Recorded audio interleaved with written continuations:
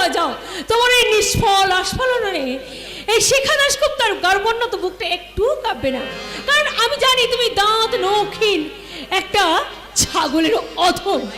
তাই কান খাড়া করে শুনে যাও, মূর্খ অলোক মজুমদার, আমার সৌভাগ্য মুরেখা মুছে দেওয়ার মতো সাধ্য এই পৃথিবীতে কারো নেই। অন্ধ অভিজাত্যের মোহে মানুষ যখন বাস্তব জ্ঞান হারায়, তখন তারা ঠিক এমনই প্রলাপ বকে। দাদা দাদা তুই এই কথা বলছিস? তোকে একটা গল্প বলতে এলাম, শুনবি? গল্প? এ শুধু গল্প নয়, আমার নিজের চোখে দেখা এক সুন্দর অত্যাশ্চর্য দৃশ্য বলছি, শোন। দেখলাম একটা মুমূর্ষ রোগী, যে নিজে সোজা হয়ে দাঁড়াতে পারছে না, সে কিন্তু অন্য একটা রোগীকে সুস্থ হয়ে ওঠার জন্য এই ফুলের তোড়াটা দিয়ে অভিনন্দন জানালাম। ওয়াও, ভেরি ইন্টারেস্টিং গল্প তো। সেজন্য তো এই ফুলের তোড়াটা নিয়ে এলাম আমি তোকে দেওয়ার জন্য। নে ধর। বাহ, খুব সুন্দর ফুল, কিন্তু দাদা হঠাৎ আমাকে?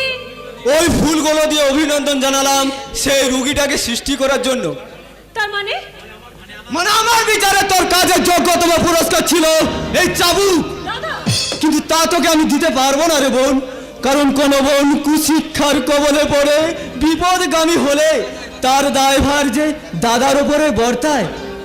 দাদা আমি তোমার কথা কিচ্ছু বুঝতে পারছি না দাদা, কিন্তু কিন্তু যে এই ফুলগুলো সেই স্কাউন্ড্রেল প্রদীপ রায়ের পাঠানো ফুল, সেইটা আমি খুব ভালো করে বুঝতে পেরেছি। তাই এই ফুলগুলো আমি ওই ডাস্টবিনে ছুঁড়ে ফেলে দিলাম। গঙ্গার জলে মোড়া ভাসিয়ে যেমন গঙ্গাকে অপবিত্র করা যায় না, তেমনি ভালোবাসার ফুলে ঘৃণার প্রলেপ দিলে তার মহিমা বিলুপ্ত হয়ে যায় না রে বোন, বিলুপ্ত হয় না। দাদা, হ্যাঁ রে শিখা, হ্যাঁ, পরোপকার মানুষকে যে কতখানি মহান করে, নিজের দুঃখ ভুলে পরের সুখে মানুষ যে কেমন মধুর হাসি হাসতে পারে, তাই প্রদীপ রায়কে না দেখলে আমি জানতাম না রে শিখা। দাদা, দাদা, আমার সে হাসি তোর ভালো লাগবে না, কারণ সবান্ধবে ডিং করে কুরুচিপূর্ণ হিন্দি গানের তালে যাদের উন্মত্ত নৃত্য যার অপার আনন্দ দেয়, তারা স্বর্গীয় হাসির মর্যাদা কোনোদিন দিতে পারে না, কোনোদিন না। কিন্তু কিন্তু তুমি কি জানো দাদা, ওই ছেলেটা রাস্তার মাঝখানে আমাকে অপমান করে আমার গাড়িতে করে উল্টে দিয়েছে। ফেলে দিয়েছে? কিন্তু কেন সে ফেলে দিয়েছে তা তো তুই বললি না। না মানে আমরা রাস্তার ওপর গাড়ি রেখে তোরা বেড়ালাপনা করছিলি, আর সে একজন অসুস্থ ফুটপাতবাসীকে হাসপাতালে নিয়ে যাচ্ছিল। সে বারবার অনুরোধ করা সত্ত্বেও তোদের মদের নেশা ফিকে হয়ে যাবে বলে তোরা রাস্তা থেকে গাড়িটা সরাসনি। দাদা, একটা মৃত্যু পথযাত্রী মানুষকে বাঁচাতে সে তোর গাড়িটা উল্টে ফেলে দিয়েছে, আর সেই অপরাধে তুই তোর মাথাটা ফাটিয়ে দিয়েছিস। বাহ, চমৎকার! এই বিজ্ঞানের যুগের শিক্ষার অগ্রগতির এটাই তো সুফল।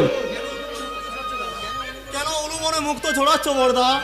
ডানা ভাগলেই যে পাখি হয় না, আর শোলা তার প্রমাণ। মিঠুন, মিঠুন, হ্যাঁ বর্দা, লেখাপড়া শিখলেই যে শিক্ষিত হওয়া যায় না, বর্তমান যুগে এর প্রমাণ অনেক আছে। মিঠুন, মিঠুন, তুই কি আমাকে জ্ঞান দিতে এখানে ছুটে এসেছিস? সে দৃষ্টও আমার নেই দিদিমণি, কারণ আমি নামেই মিঠুন, কিন্তু কাজে সিনেমার হিরো নই। ওই ফুটপাত থেকে কুড়িয়ে আনা এক চাকর। মিঠুন, বর্দা, যখন বস্তির ঝুড়িতে বাস করতাম, তখন আমার দিদি দীপা পরের বাড়িতে ঝিগিরি করে আমাকে খাইয়ে মানুষ করেছে। তারপর একদিন বাসের নিচে চাপা পড়ে আমার দিদির দেহটা নিথর হয়ে গেল, আর আমি হয়ে গেলাম এই সমাজের আবর্জনা, ফুটপাতবাসী কুকুর। এসব কথা এখন থাক মিঠুন। থাকবে কেন বর্দা? তারপর তুমি এই তো সেই কুকুরটাকে এই মানুষ রূপে তুলে এনে বাড়িতে ঠাঁই দিলে, আর প্রথম দিনে এই দিদিমণিকে দেখে আমার হৃদয় দিতে বসিয়ে ভেবেছিলাম বেশি কেন এ দিবা আমার দিদি, আমার মা, আমার অন্নদাত্রী। মিঠুন, মিঠুন, তুই কিন্তু সে আশা আমার নিষ্ফল হয়ে গেল দিদিমণি, যখন দেখলাম প্রদীপ বাবুর মতো একজন নিরপরাধ নিষ্পাপ মানুষকে তুমি। তুই প্রদীপকে দেখতে গিয়েছিলি মিঠুন, তা প্রদীপ এখন কেমন আছে রে মিঠুন? শুধু দেখা নয় বর্দা, ও বাড়ি থেকে এক নতুন অভিজ্ঞতা নিয়ে আমি ফিরে এসেছি। তাই নাকি? হ্যাঁ হ্যাঁ, প্রদীপ আগে বেকার বাউন্ডেলে বলে দুবেলা দৌড়ো হাত পেত, আর এখন এখন তো মাথা ফেটেছে, তাই সংসারের লাঠি জাটা সহ্য করে। কি বলছিস মিঠুন? এমন একটা অসুস্থ ছেলেকে আমার সামনে ওর বৌদি যেভাবে ওকে অপমান করছিল, আমি হলে এক মুহূর্ত ওই বাড়িতে থাকতাম না। কিন্তু ও তো মেকার, তারপর মাথা ফেটেছে, তাই সংসারে লাঠি ঝাঁটা সহ্য করার শক্তি ঈশ্বর ওকে দিয়েছেন। চুপ কর মিঠুন, দয়া করে তুই একটু চুপ কর, আমি আর সহ্য করতে পারছি না। কেন দিদিমণি, এই বেকার বাউন্ডলে ছেলেটার কথাগুলো কি খুবই অসহ্য লাগছে? শিখা, বর্তমান যুগে আমাদের মতো করবে ধনীরা সত্যকে মিথ্যা আর মিথ্যাকে সত্য সাজিয়ে ভালো অভিনয় করতে পারি। তাই তুই কি পারবি সেরকম একটু অভিনয় করতে? অভিনয়? কিন্তু কার সঙ্গে? কি প্রদীপের সঙ্গে মৌখিক মিথ্যা সান্ত্বনার অভিনয়। অভিনয়? দাদা এসব তুমি কি বলছো? ঠিকই বলছি। তাতে হয়তো তার জীবনের লাঞ্ছনা গঞ্জনা আর বেকারত্বের জ্বালার অবসান হবে না। কিন্তু তুই তোর শিক্ষা বিবেক মনুষ্যত্বের কাছে এই কৈফিয়ত দিতে পারবি যে তুই তোর ভুলের মাসুল দিয়েছিস আর করেছিস তোর মহাপাপের প্রায়শ্চিত্ত, মহাপাপের প্রায়শ্চিত্ত। দাদা কি হলো? নীরব কেন? দাদার মন্ত্র শিষ্য মিঠুন চক্রবর্তী, এবার আপনি আপনার সুপারহিট ছবির ডায়লগ শুরু করে দিন।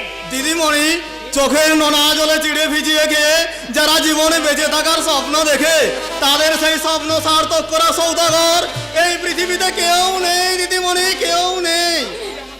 মিঠুন, মিঠুন, তুই তার আগে আমাকে একটা কথা বলতো। কি কথা দিদিমণি? লেখাপড়া শিখেছিস? মানে তোর প্রকৃত শিক্ষাগত যোগ্যতা কি? এই দাড়ি পাল্লায় মামার মতো শিক্ষাগত যোগ্যতা আমার নেই দিদিমণি। তবে তবে নিজের মনকে এইভাবে সান্ত্বনা দিই যে এই সময় সংসারে জীবনের পাঠশালায় আমি একজন ফার্স্ট ক্লাস গ্রাজুয়েট। তাই যদি নিজেকে মনে করিস তাহলে এই বাড়িতে এমন ভাবে চাকর সেজে পড়ে আছিস কেন? এখানে আমার ধন মান সর্বস্ব আছে বলে। সেটা কি? আমার দিদি।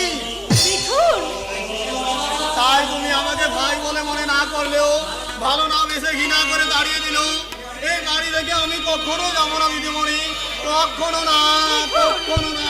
মিঠুন, মিঠুন কথা শোন। মিঠুন, না, আমি জানি প্রদীপ, আজ তুমি আমার জন্য আজ তুমি আহত, শয্যাহত। তোমার বেদনাদায়ক আজ এই অবস্থার জন্য একমাত্র আমি দায়ী। আমি হয়তো সেই জন্যই তোমার দেওয়া যে ফুল আমি ডাস্টবিনে ছুঁড়ে ফেলে দিয়েছিলাম, আজ আমি নিজের হাতে সেই ফুলটা আবার কুড়িয়ে নিলাম।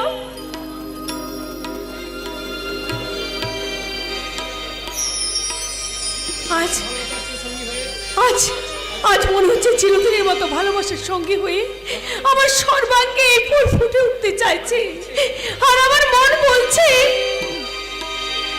আমারও পরানো যাহা চায় তুমি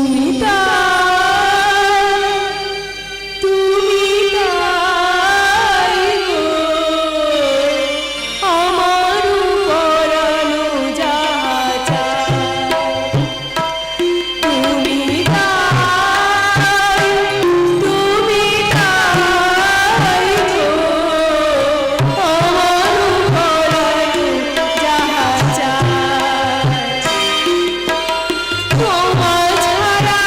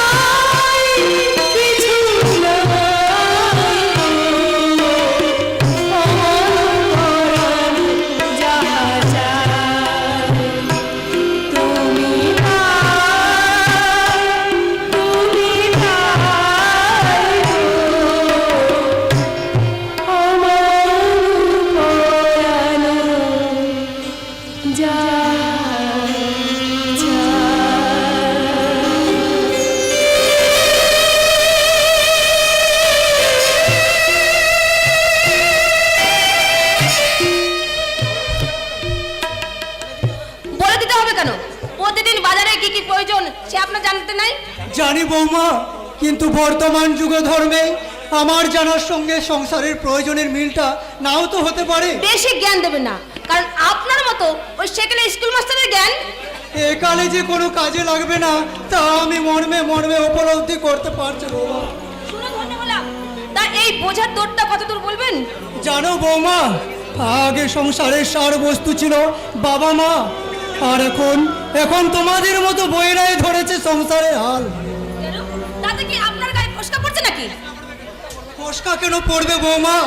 তবে কথা কি জানো বৌমা, এই সংসার কারাগারে বন্দি কয়েদিদের দায়িত্ব অনেক বেশি, সে দায়িত্ব পালন করা মেয়েদের পক্ষে অসম্ভব, তাই না? সে তো আপনি বলবেন, কারণ বউয়েরা সংসার চালালে আপনাদের মতো বাবা মায়ের যে ভীষণ অসুবিধায় পড়ে যাবেন। এ কথা কেন বলছো বৌমা? ছেলের মাথায় হাত বুলিয়ে তাকে সর্বশান্ত করার সুযোগ পাবেন না তো? সংসারে কোনো বাবা মায়ে কি চায় তার সন্তানকে সর্বশান্ত করতে? আর কেউ না চাইলে আপনাদের মতো বাবা বানাতে চান, সেটা আমার জানতে বাকি নেই। আর তা পারেননি বলে আপনাদের গায়ে এত জ্বালা ধরছে। তুমি ভুল বললে বৌমা।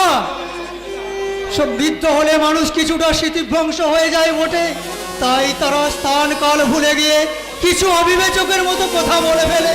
তাই বলে কোনো বাবা মা স্বার্থপর হয় না, আর তারা যদি স্বার্থপরই হতো তাহলে তাদের সন্তানকে তারা উপযুক্ত মানুষ করে তুলতে পারতো না। কি যে মানুষ করেছেন তা তো দেখতেই পাচ্ছি। সে কথা আর তোমাকে মুখে বলতে হবে না, তোমার আচার ব্যবহারে বুঝিয়ে দিচ্ছ যে আমাদের শেষ পরিণতি কি। আপনি কেন এর মধ্যে ফোড়ন কাটতে এলেন? ফোড়ন দিতে নয় বৌমা, ফোড়ন দিতে নয়, আমি তোমার কাছে অনুরোধ করতে এসেছি। আমরা যদি তোমার কাছে কোনো অন্যায় করে থাকি তাহলে তোমার পায়ের জুতো জোড়া আমার দু গালে মারো। কিন্তু একদিন যিনি সর্বজন সত্ত্বেও শিক্ষক ছিলেন, সেই দেবতুল্য মানুষটাকে থামুন।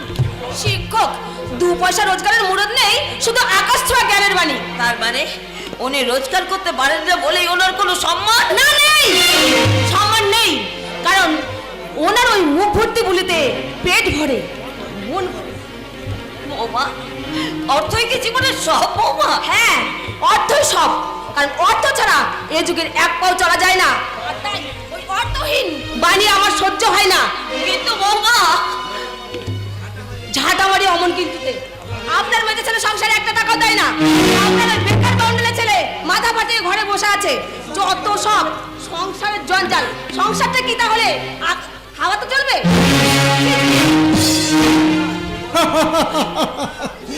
করুণা, বিশ্ববিখ্যাত নাট্যকার উইলিয়াম শেক্সপিয়ার বলেছিলেন, the world is a stage. এই পৃথিবীটা একটা রঙ্গমঞ্চ, আর জীবন নাটক রঙ্গমঞ্চের শেষ প্রান্তে দাঁড়িয়ে সেই কথাগুলো আমি মর্মে মর্মে উপলব্ধি করতে পারছি। করুণা, বৌমার কথার প্রতিবাদ না করে তুমি মস্ত বড় ভুল করেছো। এই সংসারে আমাদের মতো হতভাগ্য বাবা মায়ের দল সারা জীবন ভুল করেই চলে। করুণা, সেই ভুলকে ফুল করে ফুটিয়ে তোলার সাধ্য তাদের যে নেই। তাই বলে আমাদের সন্তানেরা আজ বৌমাদের কয়েদখানায় বন্দি। তাই তো এই প্রাক্তন শিক্ষক প্রভাত রায়ের হাতে আজ বাজারের ব্যাগ। কোন দিন হয়তো এই হাতেই উঠবে ওই বৌমাদের পরনের কাপড় কেচে আনার জন্য। হ্যাঁ করুণা, হ্যাঁ, এটাই বর্তমান শিক্ষিত সমাজের বাবা মায়েদের ভবিতব্য। আর সেই জন্যই বুঝি সম্রাট আলেকজান্ডার এই মহান ভারতবর্ষের বুকে দাঁড়িয়ে বলেছিলেন, সত্য সেলুকাস, কি বিচিত্র এই দেশ। আর আজ জীবন নাটক রঙ্গমঞ্চে শেষ প্রান্তে দাঁড়িয়ে এই প্রভাত রায় তোমাকে বলছে, সত্য করুণাময়ী, কি বিচিত্র এই সংসার, কি বিচিত্র।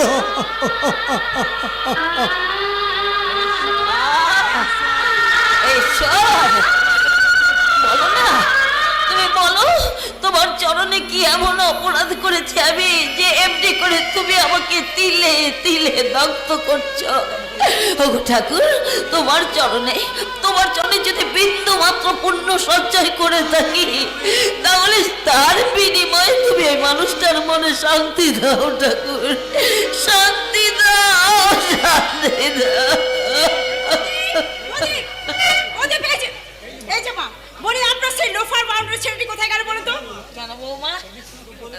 প্রদীপকে তোমার কি দরকার? কাজ আছে, শুধু ঘরে বসে বসে সারের মতো গিললেতে চলবে না। তুমি তো জানো বৌমা, সে এখন অসুস্থ। কিসের অসুস্থ? এমন একটা রোগবাজ গুন্ডা মস্তান একটু একটু মাথা ফেটে থাকে, তার জন্য তো ঘরে বসে বসে গিললেই চলবে না। তুমি ঠিক ঠিক বলেছে মেজ বৌদি। হ্যাঁ, আমার মতো ছেলেদের এসবে কিছুই হয় না, তাই এই লোক দেখানো ব্যান্ডেজে না থাকাই না ভালো। না না না, এই প্রদীপ, আমার মাথা টিপে সুস্থ না হওয়া পর্যন্ত এই ব্যান্ডেজ তুই খুলবি না। মা যখন বাধা দিচ্ছে তবে থাক। যাক বলো বৌদি, এখন তোমার কাজটা কি? শোনো, মোড়ের এই মুচির দোকান থেকে আমার জুতো জয়টা একটু পালিশ করে নিয়ে এসো তো। বৌমা, বৌমা, এই তুমি কি বলছো মা? বিচলিত হয়েও না মা, ও কাজটা আমি নিশ্চয় করে দিতে পারবো। বৌদি তুমি কিচ্ছু মনে করো না, আমি এখনই বাজার থেকে তোমার জুতো জোড়া পালিশ করে। হ্যাঁ যাও, জুতোটা পালিশ করে এনে আমাকে উদ্ধার করো। তা যাচ্ছি, কিন্তু একটা কথা জিজ্ঞাসা করবো বৌদি। কি কথা বলো? মাত্র কদিন আগে মেজদা 1,500 টাকা দামের একটা শাড়ি গিফট দিয়েছে, কিন্তু তুমি তো এখনো প্যান্ট শার্টের মোহ ছাড়তে পারলে না। তাহলে তাহলে সেই শাড়িটিকে কাউকে নাক ফুলিয়ে বলার জন্য, দেখো আমার স্বামী একজন দামি অফিসার, তাই আমার জন্য এনেছে। Shut up! Just shut up! আমি কোন পোশাক পরবো না পরবো তার ডিসিশনটা কি তোমাকে দিতে হবে নাকি? কি ব্যাপার টোনা, এত চেঁচামেচি কিসের? এই দেখো না, তোমার এই লোফার ভাইটা আমাকে জুতো পালিশ করতে বলেছে বলে ওবি আমাকে নানা রকম ভাবে অপমান করছে। ভুল তোমার টোনা। তুমি তো জানো অলস মস্তিষ্ক শয়তানের কারখানা। ওদের মতো রোগবাজ মস্তান ছেলেরা যে পথে খায় সেটাই ফুটো করে। প্রদীপ, তাছাড়া ওকে বলার কি দরকার ছিল? একটু আগে বাবা তো বাজারে গেলেন, তাকে দিয়ে দিলে ফেরার পথে বাবাই তোমার যত জোড়াগুলো পালিশ করে আনতে পারতেন। সুদীপ, সুদীপ তুই? মাননীয় ভদ্রমণ্ডলী, এতক্ষণ আপনারা শুনলেন একজন প্রখ্যাত মাস্টার মশাইয়ের সুযোগ্য সন্তানের মুখে একবিংশ শতাব্দীর সেরা সংলাপ। শুনে চমকে না উঠে কথাগুলো আপনারা আপনাদের মনের খাতায় লিপিবদ্ধ করুন, তাহলে অন্তত এটুকু বুঝতে পারবেন যে বর্তমান শিক্ষিত উন্নত সমাজ ব্যবস্থা নামক কোন বারুদের স্তূপের উপর আপনারা বাস করছেন। পবিত্র, তোর বাবার একটা সীমা থাকা উচিত। জানি, যেমন উচিত ছিল তোমার কথা বলার। What do you mean? কারণ সবকিছু সীমা শুধু আমার একার জন্য নয়, তোমার জন্য। আই মিন, এই ধারণা তোমার বদলে ফেলা উচিত। এই জন্য যে দুটো হাত, দুটো পা, কিছুটা লেখাপড়া আর একটা সুন্দরী বউ থাকলেই আদর্শ মানুষ হওয়া যায় না। থামো থামো, তোমাকে আর জ্ঞান দিতে হবে না। শোনো, এই বাড়িতে দাঁড়িয়ে ফার্দার তুমি যদি আমাকে এইভাবে ইনসাল্ট করো তাহলে কিন্তু তোমাকে ঘাড় ধরে এই বাড়ি থেকে বের করে দেবো। এই তুমি কি বলছো? পবিত্র এবারে সম্মানীয় অতিথি, আর আমরা বুঝি বানের জন্য ভেসে এসেছি, তাই বাইরের কুকুর বাড়িতে এসে খেয়ে গো করলো, তাকে তাড়ানোর অধিকার আমাদের নেই। শোনেন মা, ভদ্রলোকের বাড়িতে অযাচিত ভাবে যদি প্রবেশ করে থাকে তাকে এইভাবে অপমানিত হতে হয়। চলো সুদীপ, আমরা এখনই এ বাড়ি থেকে বেরিয়ে যাবো। মেজদা, তোমার কোথাও কে মেজ বৌদির কথার প্রতিধ্বনি? নিশ্চয়, তুই কি মনে করেছিস তোরা সকাল মিলে আমার ওয়েবকে অপমান করবি আর আমি তা মুখ বুঝে সহ্য করবো? আজ প্রথম দিন, তার উপর টোনার বাড়ি নতুন বউ, তাই কিছু বললাম না, কিন্তু দ্বিতীয় দিনে ঘটনা ঘটলে এই সংসারে বুকে একটা নতুন কুরুক্ষেত্র শুরু হবে। কতটা মনে রাখিস? তুমি কিছু মনে করো না বাবা পবিত্র, আর বুঝতেই তো পারছো সব। মা, আমি যে প্রদীপের বন্ধু, তাই সহ্য শক্তিটা আমি ওর কাছ থেকেই পেয়েছি। তুমি একটু বসো বাবা, আমি তোমার জন্য একটু চা করে নিয়ে আসছি। যাক, কেমন আছিস বল?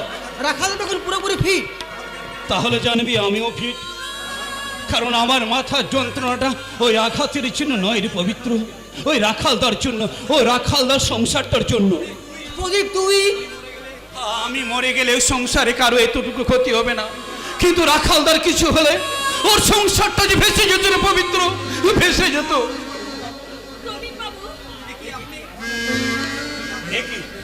একই আপনি দাঁড়িয়ে রইলেন কেন? ভিতরে আসুন। আসতে পারি যদি আপনি আমাকে ক্ষমা করেন। রাখালদা সুস্থ হয়ে ওঠায় কারোর উপর কোনো রাগ বা অভিমান আমার নেই।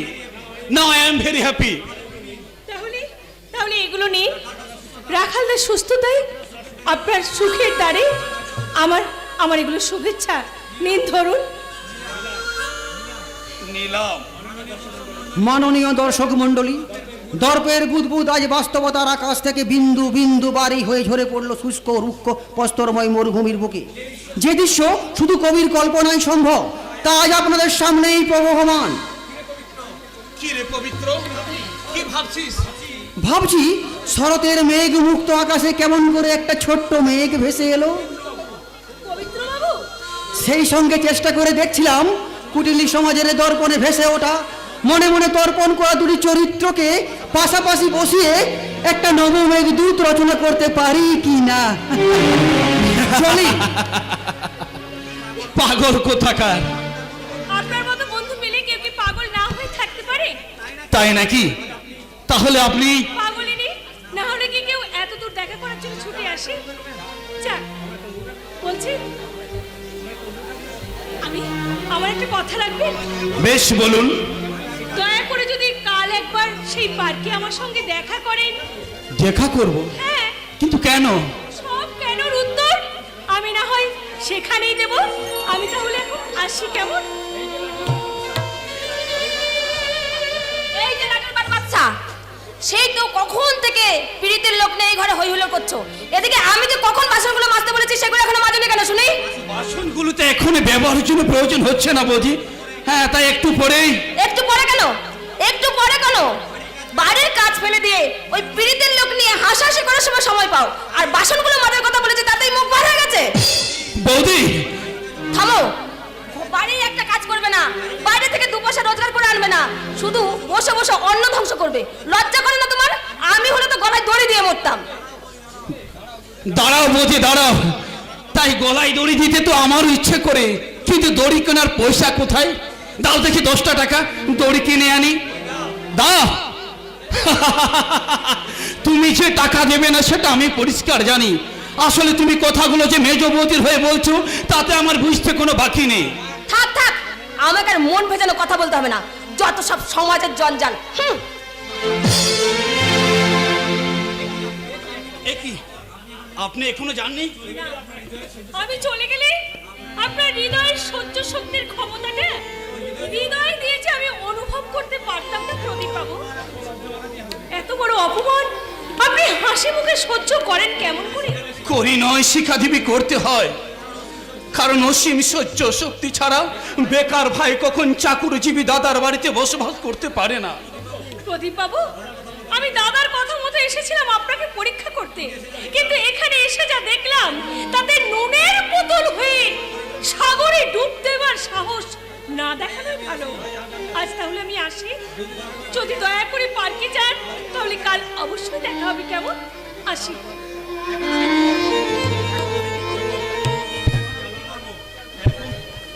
এখন আমি কি করব? হে কান্ন পরিবারের ভাঙন মুখে দাঁড়িয়ে আমি কোন পথ বেছে নেব? হে বিচ্ছিন্নতাবাদের প্লাবনে ভেঙে যাওয়া আমার অশক্ত অসহায় বার্ধক্য পীড়িত বাবা মায়ের শেষ ঠিকানা কি হবে? স্বার্থপরতা আর আত্মসুখ সর্বস্বতার গণ্ডি ভেঙে আমাকে বেছে নিতে হবে জীবন সংগ্রামের কঠিন পথ। সে কোনো মূল্যে একটা চাকরি আমাকে জোগাড় করতেই হবে।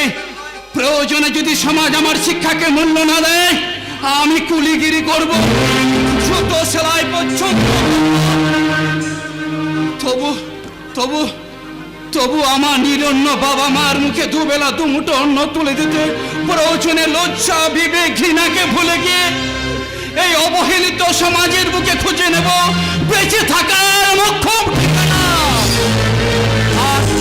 আর তা যদি না পারি তাহলে বৃথায় আমার শিক্ষা, বৃথায় আমার পিতা মাতার প্রতি ভালোবাসা, পিতা মাতার প্রতি ভালোবাসা।